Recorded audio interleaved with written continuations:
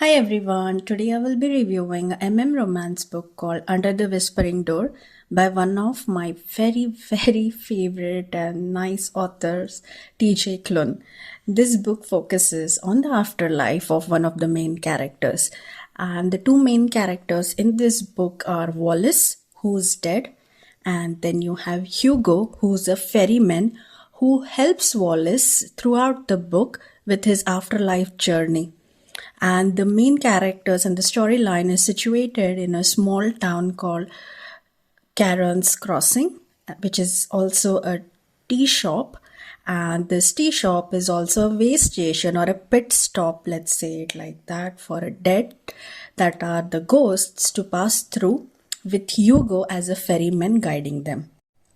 Let us first talk about the main character Wallace, who's dead and is a ghost, and he is collected from the reaper at his own funeral, which is attended by only a handful of people, which in turn angers Wallace a lot. And in the beginning, he really dismisses the fact that he's really dead because he was always eating very healthy, was very dedicated. It's just that he worked a lot.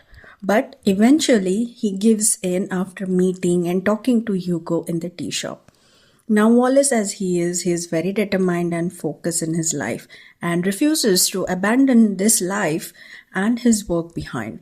His work has always been the center of his life and is very practical and considers having friends and fun as a waste of time. But the more time he spends with Hugo and his family in the tea shop, the more he realizes he has not really lived or cared for anyone except himself. And this gives him a really sad feeling within, and if given a second chance, he personally would like to grow as a good and kind human. Although he has been given only 1 week of ultimatum to pass through and say goodbye to his time on earth, he really tries to make those 7 days worth it, really tries to learn being a better person in the afterlife altogether. And overall, for me, it was a very insightful to learn and understand Wallace's journey from being dead to being a ghost and how he's dealing in his afterlife. It is amazing how much clarity a person can have in their own life when there is no pressure of our day to day activities and responsibilities and so on. Now, Wallace have had an amazing character development throughout the book, from really being indifferent, sarcastic, rude, and even demanding to being really funny, accepting, friendly, and of course, having fun, understanding empathy, and caring for others at the same time being brave for others and himself. You could really relate to Wallace in the first few chapters where he is replaying his life, where he was when he was alive, and his acceptance of his mistakes that he did in the life. What if he could have done some things differently and so on, and the decisions which he took, that those decisions in turn shaped his life as well. So he really reflects upon his life in the past, what have he left behind and what has become of him and so on.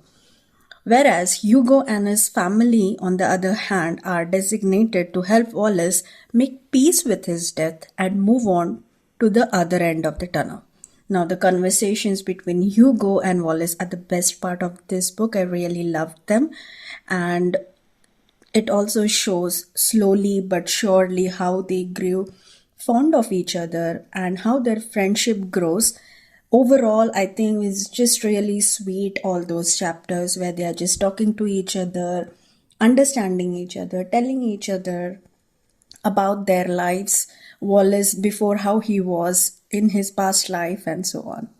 Additionally, I would consider this book a comedy as well because there are really funny and humorous moments between Wallace and Hugo and his family, where they are just teasing Wallace throughout because he's really a little bit stuck up and his way of living as a ghost is very funny, and the way he's demanding and being sarcastic is really funny to the others, and how they are teasing him constantly.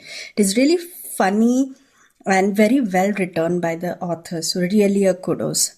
And now, towards the end, it is also really heartbreaking to see how Wallace accepts his death and how this impacts his relationship with Hugo.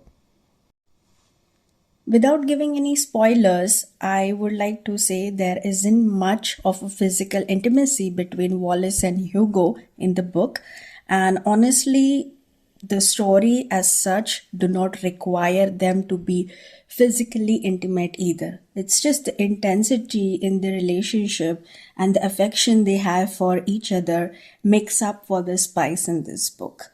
I do not have any particular cons about this book and really recommend this as a must read for the readers who are looking for meaning in their life, to restart and revive their busy lives, and how the simplest things in our lives are to be cherished and nurtured before it is too late. So, overall, I will give this book a 5 out of 5. That's all for today's review. Please let me know in the comment section your feedback, and if you have any additional information which may help the listeners, please feel free and mention in the comment section. Thank you everyone for listening. Please like, comment, share and subscribe to my channel. Take care. Bye.